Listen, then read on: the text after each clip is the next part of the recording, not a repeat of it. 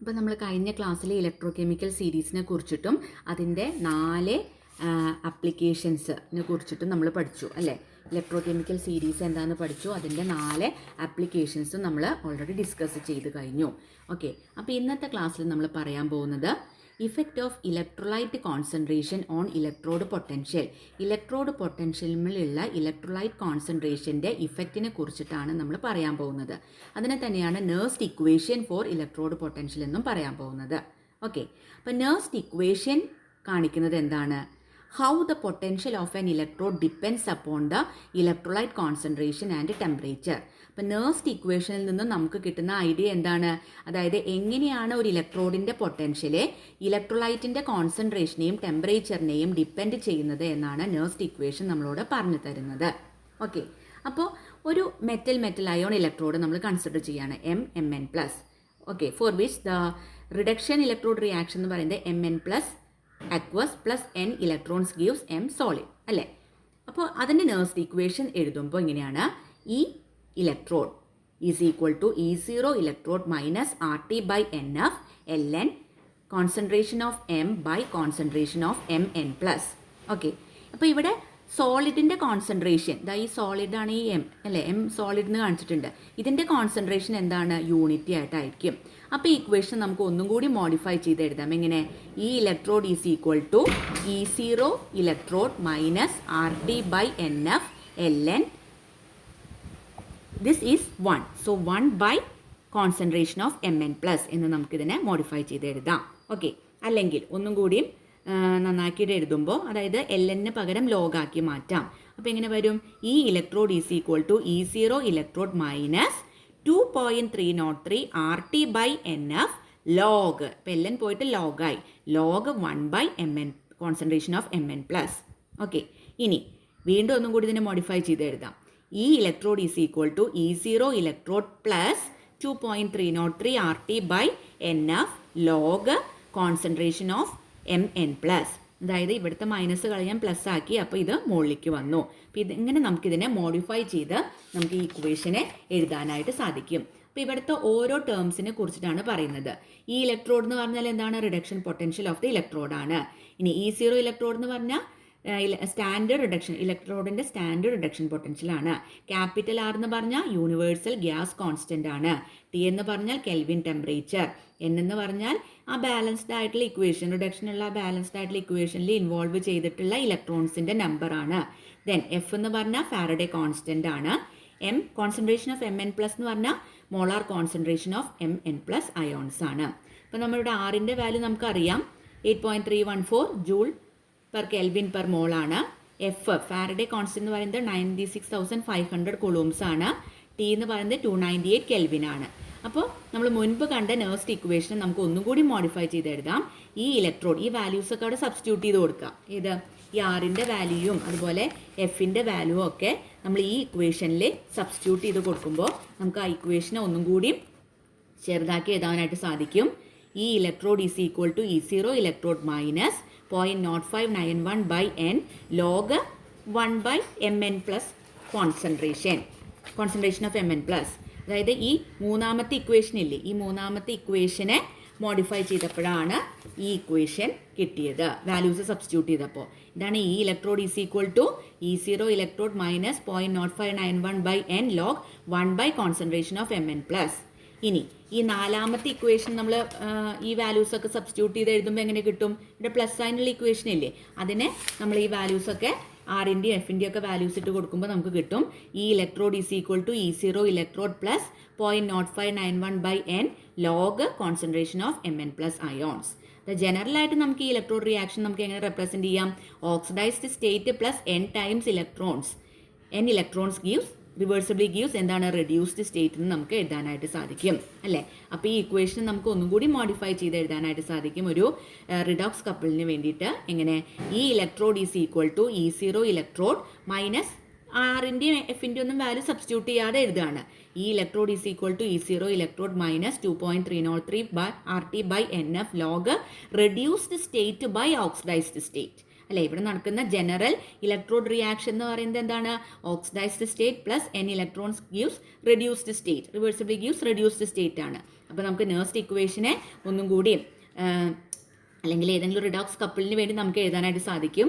ഈ electrode is equal to E0 electrode minus 2.303 RT by NF log concentration of reduced state by concentration of oxidised state. Okay, ഇനി Fe2 plus Fe3 plus ഇലക്ട്രോഡാണെന്ന് വിചാരിക്കാം. Okay, അപ്പോൾ അതിൻ്റെ electrode reaction, reduction electrode reaction എന്തായിരിക്കും? Fe3 plus plus electron gives Fe2 plus അല്ലേ? അപ്പോൾ അത്തരത്തിലുള്ള കേസിൽ n എന്ന് പറഞ്ഞാൽ നമ്പർ ഓഫ് ഇലക്ട്രോൺസ് എത്രയാണ്? 1 ആണ്. അപ്പോൾ ഈ നേഴ്സ്റ്റ് ഇക്വേഷൻ എങ്ങനെയായിട്ട് വരും? EMF of Fe3 plus Fe2 plus is equal to E0 of Fe3 plus Fe2 plus minus 2.303 RT by n എത്രയാണ്? 1 ആണ്. 1F ലോഗ്, ഇനി ആദ്യം റെഡ്യൂസ്ഡ് സ്റ്റേറ്റ് അതേതാണ്? Fe2 plus concentration of Fe2 plus divided by ഇനി concentration of oxidised state അതായത് concentration of Fe3 plus. Okay, അപ്പോൾ ഇതാണ് നമ്മുടെ എന്ത് നേഴ്സ്റ്റ് ഇക്വേഷൻ എന്ന് പറയുന്നത്. നോക്കൂ, അപ്പോൾ എങ്ങനെ ഒരു ഇലക്ട്രോഡ് പൊട്ടൻഷ്യലിന്മേ ഇലക്ട്രോലൈറ്റിൻ്റെ കോൺസെൻട്രേഷൻ ഇഫക്റ്റ് നമുക്ക് മനസ്സിലാക്കാൻ വേണ്ടിയിട്ടാണ് നമ്മൾ Nernst equation for the electrode potential. നമ്മൾ റിയാക്ഷൻ കൺസിഡർ ചെയ്യുന്നു, ഒരു മെറ്റൽ അയൺ ഇലക്ട്രോഡ് കൺസിഡർ ചെയ്യുന്നു. അപ്പോൾ അതിൽ നിന്ന് നമുക്ക് നേഴ്സ്റ്റ് ഇക്വേഷൻ്റെ തന്നെ പല പല ഫോംസ് ആക്കി നമുക്കതിനെ മാറ്റി എഴുതാനായിട്ട് സാധിക്കുന്നു. അങ്ങനെ വാല്യൂസൊക്കെ സബ്സ്റ്റിറ്റ്യൂട്ട് ആറിൻ്റെയും എഫിൻ്റെയും ഒക്കെ വാല്യൂസ് സബ്സ്റ്റിറ്റ്യൂട്ട് ചെയ്യുമ്പോൾ നമുക്ക് ഇത്തരത്തിലുള്ള ഫോമിൽ കിട്ടുന്നു. ഇനി ഇലക്ട്രോഡ് റിയാക്ഷൻ വൈസ് നമ്മൾ കൊടുക്കുമ്പോൾ നമുക്ക് ഇത്തരത്തിലുള്ള ഇക്വേഷൻ കിട്ടുന്നു. അപ്പോൾ ഈ എല്ലാ ഇക്വേഷൻസും പല പല നേഴ്സ്റ്റ് ഇക്വേഷൻസിൻ്റെ തന്നെ പല പല ഫോംസ് ആണ് ഇവിടെ കാണിച്ചിരിക്കുന്നത് അല്ലേ? ഇതൊരു ഫോമാണ്, ഇതൊരു ഫോമാണ്, ഇത് വേറൊരു ഫോമാണ്, ഇത് മറ്റൊരു ഫോമാണ്, അതുപോലെ ഇതും അതുപോലെ ഇത് ഇലക്ട്രോഡ് റിയാക്ഷൻ വെച്ചിട്ട് വരുന്ന ഫോമാണ്. അപ്പോൾ എല്ലാ ഫോംസും നിങ്ങൾക്ക് അറിയേണ്ടതാണ്. ഓക്കെ, ഇപ്പോൾ ഒരു ഫോമിൽ നിന്ന് തന്നെയാണ് ഈ എല്ലാ ഫോംസും ആയിട്ട് വരുന്നത്. അപ്പോൾ എല്ലാ ഫോംസും മനസ്സിൽ ഓർത്ത് വെക്കാനായിട്ട് ശ്രമിക്കണം. ഇനി ഇതാ ഇവിടെ ഒരു എക്സാമ്പിൾ വെച്ചിട്ടും പറഞ്ഞിട്ടുണ്ട് അല്ലേ? Fe2 plus Fe3 plus electrode വരുമ്പോൾ എങ്ങനെ ഈ നേഴ്സ്റ്റ് ഇക്വേഷൻ നമുക്ക് എഴുതാം? E Fe3 plus Fe2 plus is equal to E0 Fe3 plus Fe2 plus minus 2.303 RT by F log concentration of Fe2 plus divided by concentration of Fe3 plus. Okay, ഇനി next നമ്മൾ പഠിക്കാൻ പോകുന്നതാണ് എന്താണ് electromotive force അല്ലെങ്കിൽ EMF of galvanic cell. വളരെ സിമ്പിളായിട്ടൊരു ഭാഗം തന്നെയാണ്. ചെറിയൊരു ഐഡിയ നിങ്ങൾക്ക് നമ്മൾ മുൻപ് പഠിച്ചു. E cell is equal to E cathode minus E anode എന്ന് നമ്മൾ ഓൾറെഡി പഠിച്ചു കഴിഞ്ഞതാണ്. ആ കാര്യത്തിനെ കുറിച്ച് പ്രതിപാദിക്കുന്ന ഭാഗം തന്നെയാണിത്. ഇലക്ട്രോമോട്ടീവ് ഫോഴ്സ് അല്ലെങ്കിൽ EMF of galvanic cell. Electromotive force or EMF of a galvanic cell at a given temperature എന്ന് പറയുന്നത് എന്തിനോട് ഈക്വൽ ആണ്? Is the difference in potentials of the 2 electrodes of the cell.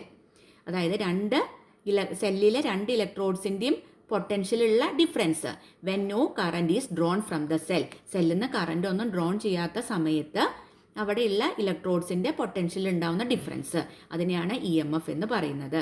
എന്താണ് ഡെഫിനിഷൻ വൈസ് എന്താണ്? Electromotive force or EMF of a galvanic cell at a given temperature is the difference in potentials of the 2 electrodes of the cell when no current is drawn from the cell. അപ്പോൾ നമുക്ക് E cell is equal to E cathode minus E anode എന്ന് കാണിക്കാം. അപ്പോൾ E cathode എന്ന് പറഞ്ഞാൽ reduction potential of the electrode acting as the cathode. Then E anode എന്ന് പറഞ്ഞാൽ reduction potential of the electrode acting as the ആനോഡാണ് അല്ലേ? അപ്പോൾ നമുക്കറിയാം ഒരു ഗാൽവാനിക് സെല്ല് സാധാരണ നമ്മൾ മുൻപ് കണ്ടു അല്ലേ? ഗാൽവാനിക് സെല്ല് നമ്മൾ ഡിസ്കസ് ചെയ്തു. അവിടെ കാഥോഡാണ് റൈറ്റിൽ എഴുതണത്, ആനോഡാണ് ലെഫ്റ്റിൽ എഴുതണത്. അപ്പോൾ നമുക്ക് ഈ ഇക്വേഷൻ എങ്ങനെ മോഡിഫൈ ചെയ്ത് എഴുതാം? റൈറ്റിൽ ഏതാണ്? കാഥോഡാണ്, ലെഫ്റ്റിൽ ഏതാണ്? ആനോഡ് ആയിരിക്കും. അപ്പോൾ ഈ സെല്ലിനെ നമുക്ക് മോഡിഫൈ ചെയ്ത് ഈ റൈറ്റ് മൈനസ് ഈ ലെഫ്റ്റ് എന്ന് എഴുതാം. Because on the right hand side we have the cathode and on the left hand side we have the anode. So E cell is equal to E cathode minus E anode can be written as E cell is equal to E right minus E left, because on the right hand side we have the cathode and on the left hand side we have the anode. അപ്പോൾ 2 equations നമുക്ക് കിട്ടി.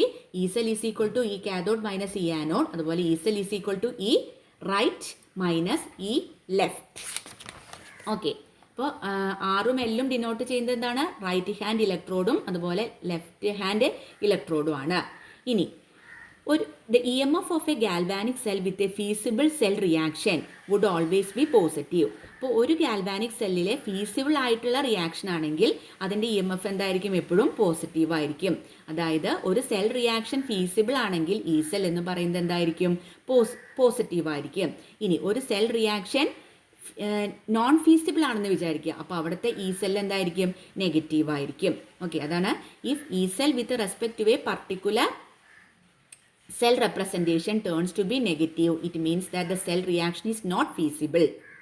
അപ്പോൾ യഥാർത്ഥത്തിൽ the electrodes will have reversed function. അപ്പോൾ അതിൽ 2 ഇലക്ട്രോഡ്സും അതിൽ just reverse functions ആയിരിക്കും അവരെ കാണിക്കുക. ഓക്കെ, അപ്പോൾ നമുക്കൊരു സെൽ റിയാക്ഷൻ ഫീസിബിൾ ആണെങ്കിൽ അതിൻ്റെ EMF ൻ്റെ വാല്യൂ എപ്പോഴും പോസിറ്റീവ് ആയിരിക്കും. ഇനി ഒരു സെൽ റിയാക്ഷൻ നോട്ട് ഫീസിബിൾ ആണെങ്കിൽ അതിൻ്റെ ഈ സെൽ വാല്യൂ എന്ന് പറയുന്നത് എപ്പോഴും നെഗറ്റീവും ആയിരിക്കും. ഓക്കെ, ഇനി ഒരു ടോപ്പിക്കും കൂടി കഴിഞ്ഞ് നമ്മുടെ ഈ ഒരു EMF എന്നുള്ളൊരു ഭാഗം നമ്മുടെ കംപ്ലീറ്റ് ആവാണ്. ഓക്കെ, അതായത് effect of electrolyte concentration on EMF or Nernst equation for EMF of a cell. അപ്പോൾ നമ്മളൊരു ഗാൽവാനിക് സെല്ല് കൺസിഡർ ചെയ്തു. Consider a galvanic cell. അവിടെ നടക്കുന്ന റിയാക്ഷനാണ് AA + BB gives CC + DD.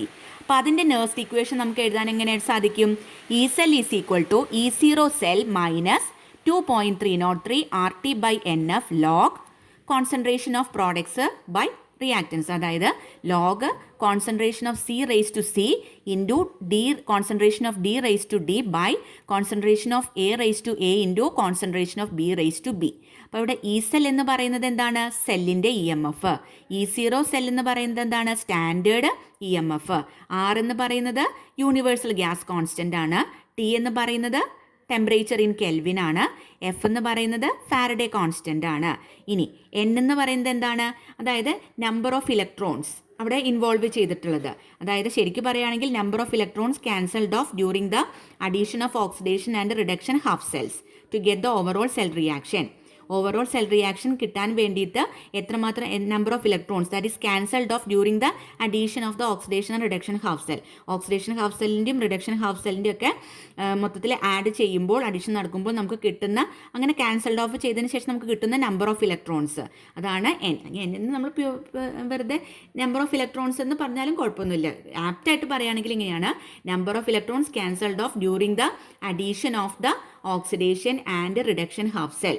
അപ്പോൾ കംപ്ലീറ്റ് സെൽ എന്ന് പറഞ്ഞാൽ ഓക്സിഡേഷൻ ഹാഫ് സെല്ലും ഉണ്ട്, റിഡക്ഷൻ ഹാഫ് സെല്ലും ഉണ്ട് അല്ലേ. അപ്പോൾ അവിടെ പ്രോസസ്സ് നടക്കണമെങ്കിൽ ഇൻവോൾവ് ചെയ്തിട്ടുള്ള number of electrons, that is number of electrons cancelled off during the addition of the oxidation and reduction half cell. അങ്ങനെ നമുക്ക് ഓവറോൾ സെൽ റിയാക്ഷൻ അവിടെ കിട്ടുന്നു. ഓക്കെ, ഇനി ഇവിടെ ബ്രാക്കറ്റിൽ കുറച്ച് ടേംസ് കൊടുത്തിട്ടുണ്ട്. അതെന്താണ്? അതായത് ഈ സെൽ റിയാക്ഷനിൽ ഇൻവോൾവ് ചെയ്തിരിക്കുന്ന സ്പീഷീസിൻ്റെ മോളാർ കോൺസെൻട്രേഷൻസ് ആണ് ഇവിടെ കൊടുത്തിരിക്കുന്നത്. അപ്പോൾ ഇത്തരത്തിൽ ഏതെങ്കിലും സ്പീഷീസ് സോളിഡ്സ് ആണെങ്കിൽ അത് നമുക്ക് യൂണിറ്റി ആയിട്ട് എടുക്കാം അതിൻ്റെ കോൺസെൻട്രേഷൻ, അല്ലാത്തതിൻ്റെ ഒന്നും പറ്റില്ല. അപ്പോൾ ഈ ബ്രാക്കറ്റിൽ കൊടുത്തിരിക്കുന്ന ടേംസ് എന്ന് പറയുന്നത്, സ്ക്വയർ ബ്രാക്കറ്റ്സിൽ കൊടുത്തിരിക്കുന്ന എന്താണ്? It indicates the molar concentration of the species involve in the cell reaction. ഇനി അതിൽ ഏതെങ്കിലും സോളിഡ്സ് ഉണ്ടെങ്കിൽ നമുക്കതിൻ്റെ വാല്യൂ എന്തായിട്ട് കൊടുക്കാം? യൂണിറ്റി ആയിട്ട് കൊടുക്കാം. അപ്പോൾ ഇതാണ് effect of electrolyte concentration on EMF or Nernst equation for EMF of a cell. This is the reaction and we can write the Nernst equation for this and all the terms നമ്മൾ explain ചെയ്ത് കഴിഞ്ഞു അല്ലേ. അപ്പോൾ ഇതിലൊരു confusion വരുന്നത് ആകെ Nൻ്റെ number മാത്രമാണ്. അപ്പോൾ Nൻ്റെ നമ്പറിന് നമുക്ക് അത് പ്രോബ്ലംസ് ഒക്കെ ഡിസ്കസ് ചെയ്യുമ്പോൾ നമുക്ക് നോക്കുമ്പോൾ നമുക്ക് ഈസി ആയിട്ട് മനസ്സിലാവും എന്താണെന്ന്. അതായത് number of electrons cancelled off during the addition of the oxidation and reduction half cell reaction to get the overall reaction. Overall reaction ആയിട്ട് കിട്ടാൻ വേണ്ടിയിട്ട് അവിടെ നമുക്ക് ഓവറോൾ റിയാക്ഷനിൽ കിട്ടില്ല. അപ്പോൾ അവിടെ ഇൻവോൾവ് ചെയ്തിരിക്കുന്ന നമ്പർ ഓഫ് ഇലക്ട്രോൺസ് ആണ് ഇവിടെ പറഞ്ഞിരിക്കുന്നത്. ഓക്കെ.